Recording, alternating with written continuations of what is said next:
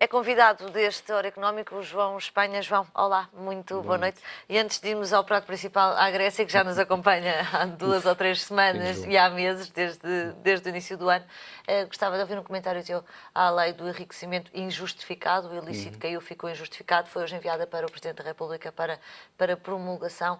É uma proposta de lei que já, noutras alturas, em 2012, veio para trás pelo Tribunal Constitucional, porque depois de pedido de fiscalização por parte do PS e do Bloco de Esquerda.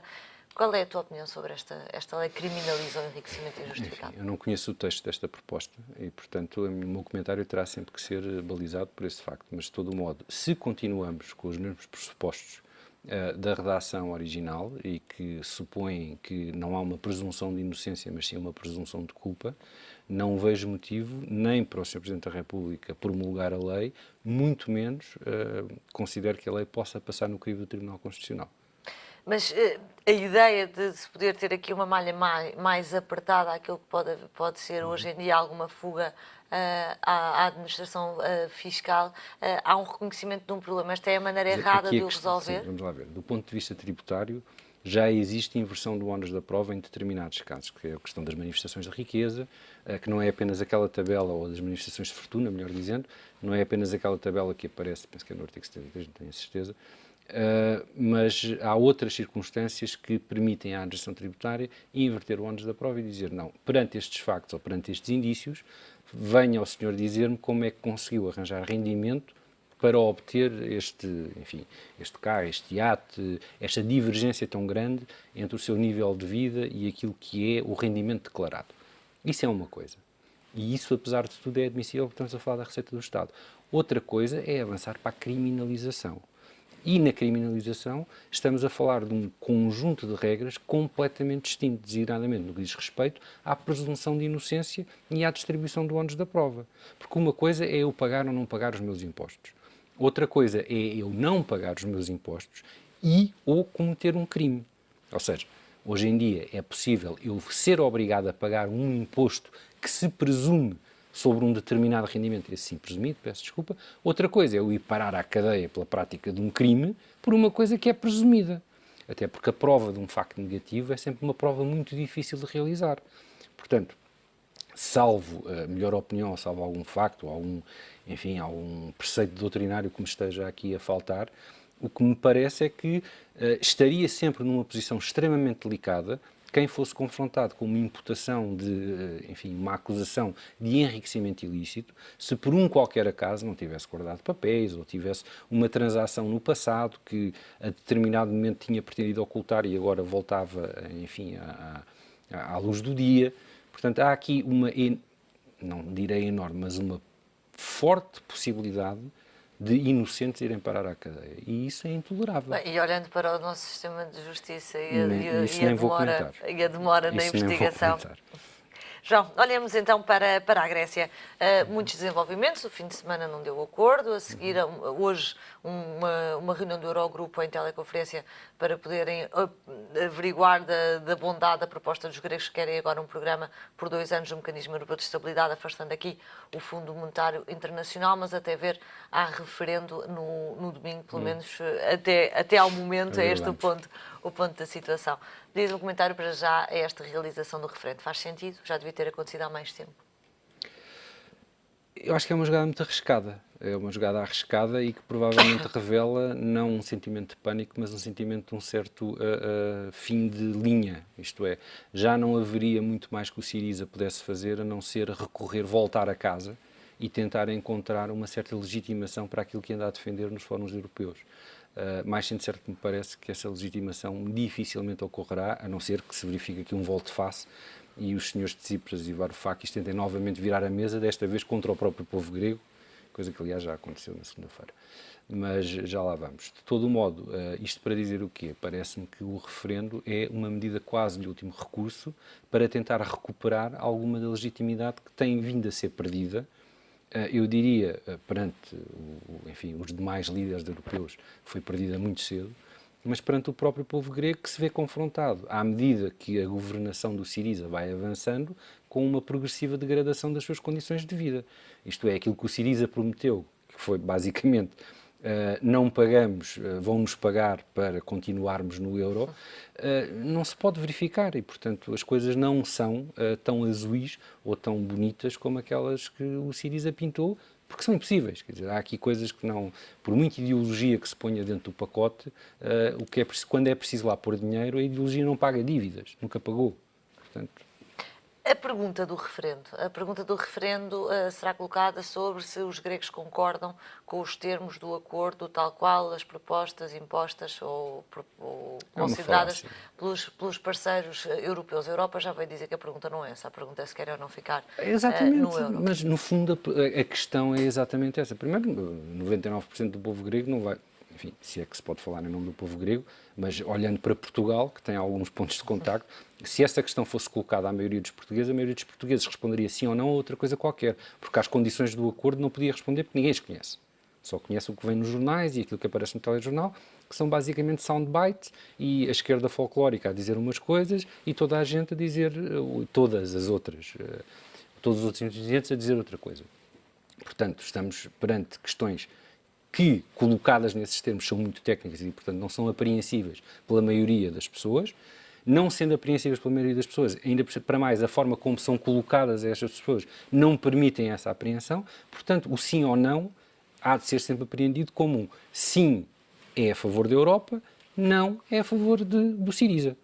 Ou então, se colocarmos as coisas de uma forma ainda mais maniqueísta, o sim é a favor da Europa e o não é a favor dos nacionalistas gregos, que neste momento agruparam o Syriza, a Aurora Dourada e outras pessoas, enfim, muito recomendáveis, como estas que acabei de decidir. E peço desculpa por parecer um bocadinho exaltado, mas de facto já não é uma questão de jogo. Tudo isto começa a ser irritante. E começa a ser irritante na medida em que não apenas... nos últimos dias se tem assistido a uma volte-face sobre volte-face sobre volte-face, como se tem assistido a uma corrida aos bens essenciais, uma corrida aos combustíveis, filas no multibanco, bancos fechados, quer dizer, tudo isto é de uma enorme irresponsabilidade. E não são os ricos, aqueles que supostamente o Syriza iria destruir para distribuir pelas classes trabalhadoras, que estão na não são esses que estão na fila do multibanco. João, e, portanto, tudo isto me parece, como digo, de uma grande irresponsabilidade. A verdade é que se chegou aqui, e chegou-se aqui com dois lados. Chegou-se aqui com o lado grego, que percebemos as dificuldades que existem. Alexandra, peço desculpa, chegou-se aqui com o lado do Syriza e com o lado, da Europa. Do Syriza, verdade, e não do lado, verdade, bem corrigido.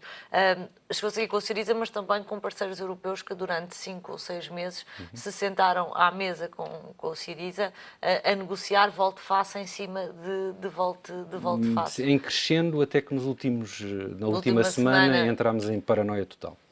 Ilações a tirar desse lado. A Europa também devia ter tido outra postura negocial no meio disto. A Europa eventualmente poderia ter tido um bocadinho mais de rigor e, sobretudo, um bocadinho mais de, como dizer, presença, de força, no sentido de não dar a notícia ou de não dar a entender aquilo que, todavia, também me parece uma evidência, é que não podemos deixar a Grécia cair.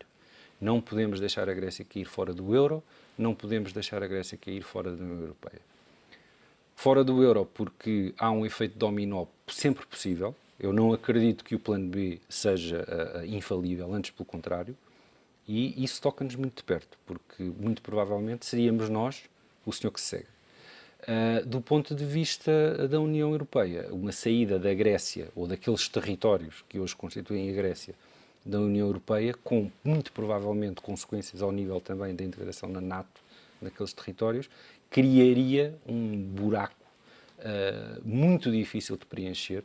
Aliás, não é por acaso que desde o século XIX os ingleses, sempre que acontece qualquer coisa naquela zona, tentam colocar lá alguém para tomar conta daquele naco entre, enfim, na Eurásia, digamos assim. Portanto, não é tolerável. Aliás, quando começou todo este movimento, enfim, de tonteria, o que tivemos a dado passo foi uma manifestação do governo norte-americano a dizer vamos lá ter juízo. E voltámos a tê-la exatamente hoje. Barack Obama ligou a François Hollande dizendo que o que a Grécia precisa é de uma perspectiva de crescimento e de dívida sustentável. A mensagem que vem do outro lado do Atlântico é senhores, tenham juízo porque a Grécia não pode deixar-se aqui. Agora, Isto não se pode transmitir para o lado de lá da mesa, porque senão o lado de lá da mesa o que pensa é posso fazer o que quiser e muito bem me apetecer, porque hão de sempre dar-me cobertura. E, aliás, hoje, durante o dia, é isso um bocadinho que se tem vindo a verificar. Aliás, as palavras do Sr. Varoufakis, quando diz que estão a ser insultados e que, inclusive imputando aos líderes do Eurogrupo o encerramento dos bancos e as filas do multibanco, isto de facto é, enfim, são táticas quase de contra-informação e é a política no seu pior. João, provavelmente chegamos a domingo, não sabemos ainda se há referendo. Para já ele está convocado, mas à velocidade que os acontecimentos têm sucedido, não há certezas.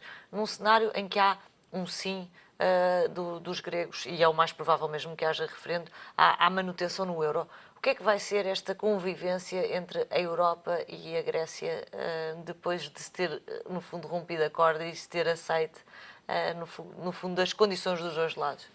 Não sei se compreendi. A pergunta é que haverá um sim, mas haverá provavelmente haverá uma Grécia, no dia a seguir, que vai ter uma relação um bocadinho diferente com a Europa. A Europa vai ter de aceitar que existe um país que até a ver é ingovernável e vai ter que lidar com ele exatamente assim, sem grande capacidade de ir mais longe. Não é só a Europa que tem que lidar com isso. Vamos lá ver. O problema grego é um problema em primeiro estádio da Europa, mas é uma questão de equilíbrio de forças a nível mundial e, portanto, não me parece que seja só um problema grego e europeu. Mas, ainda assim, aquilo que provavelmente acontecerá, ou aconteceria, e aqui vamos deitar a fazer um bocadinho de futurologia, se o Sr. Tsipras, o Sr. Varoufakis e outros que tais fossem sensatos, provavelmente perante uma vitória roçando o esmagador do sim, demitir-se-iam, dariam lugar a um governo que muito provavelmente entregaria os pontos. Eu diria, bom, isto está insustentável, nós assim não vamos lá e temos que render-nos àquilo que é a dura realidade. E muito provavelmente teria que se implementar qualquer plano de Marshall, um programa do Banco Mundial, ou qualquer coisa que permitisse que aquela zona do globo pudesse ser, enfim, trazida para o século XXI, coisa que não será fácil porque nos últimos 1000 anos aquilo praticamente tem sido um território de combate e tem mudado de mãos mais ou menos de 50 a 50 anos. Mas é aquilo que me parece que muito provavelmente viria a acontecer, até também muito provavelmente com patrocínio norte-americano, se não direto, pelo menos indireto. Isto era aquilo que, enfim, se tudo corresse bem, muito provavelmente...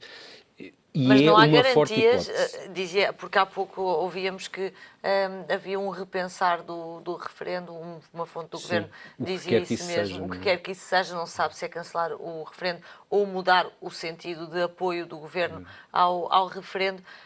Podemos também estar numa situação em que de repente o governo apoia o sim e se sente legitimado. E por que não? Quer dizer, estas coisas, a política é a arte de tomar o poder e exercê-lo. Portanto, pressupõe como, enfim, pré-conceito que se tem que tomar o poder, que se tem que estar no poder.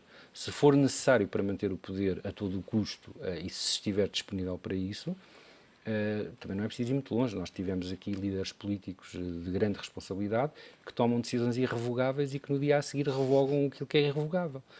Portanto, não tenho por impossível que o Syriza venha a defender o sim no referendo e que se apresente depois como legítimo representante do povo grego para voltar à mesa das negociações e a reiniciarmos esta novela, sendo certo que esta novela começa a lembrar cada vez mais aquilo que, enfim, é teorizado como uma guerra de atrito.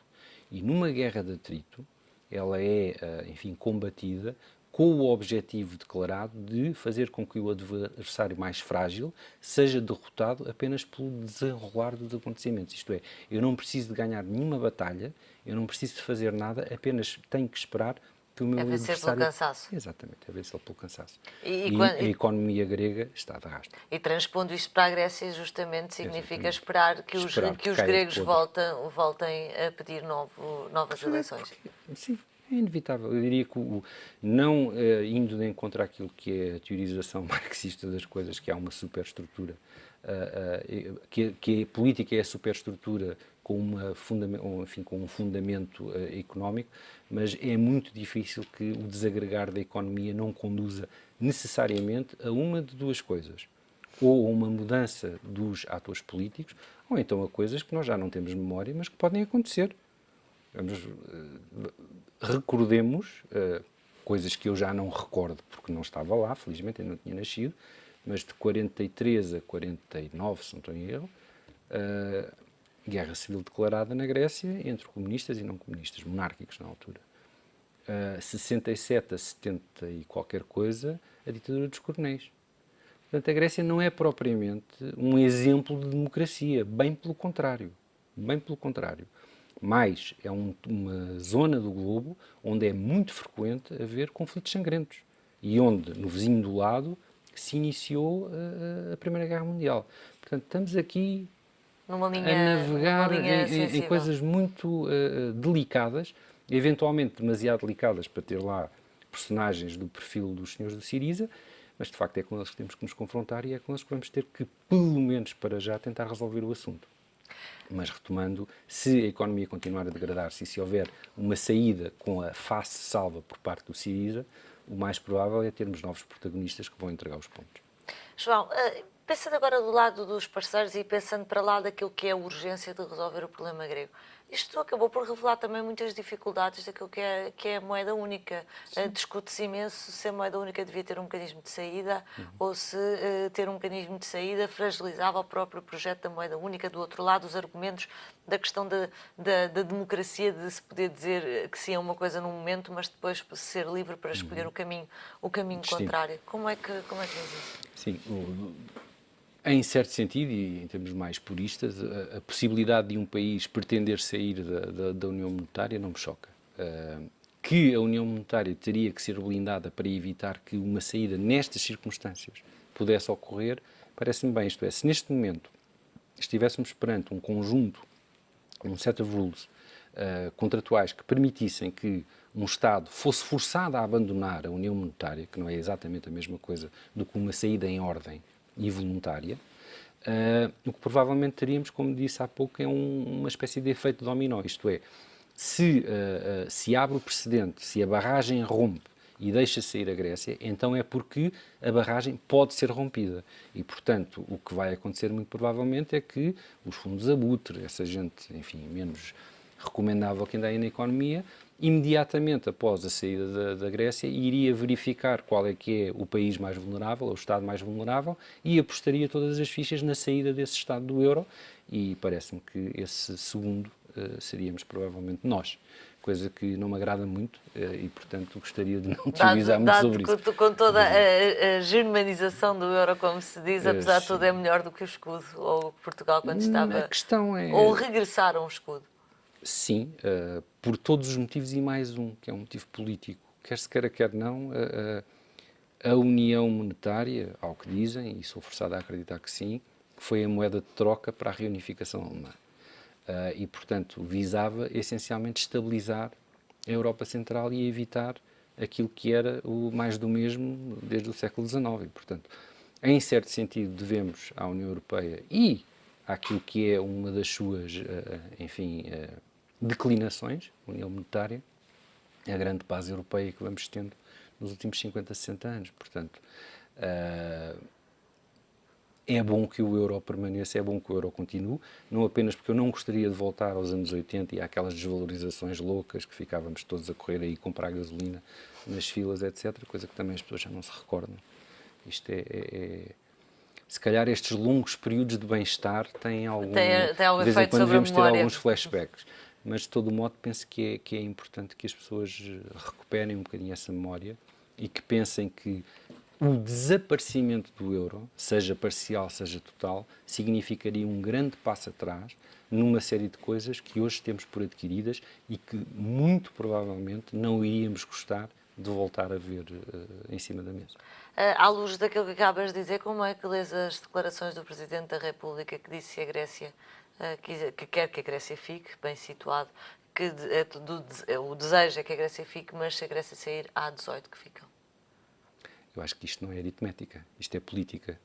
E às vezes diria que o Sr. Presidente da República esquece que está num cargo político e não com uma folha de Excel à frente. Acho que não são declarações sérias, a não ser que tenham em vista aquilo que ele em tempos referiu como sendo a chave de tudo, que é a gestão das expectativas. Isso para dar um sinal de, enfim, de estabilidade ao pevarel, eu diria que pode servir essa finalidade. Agora, enquanto declaração séria, não me parece que seja.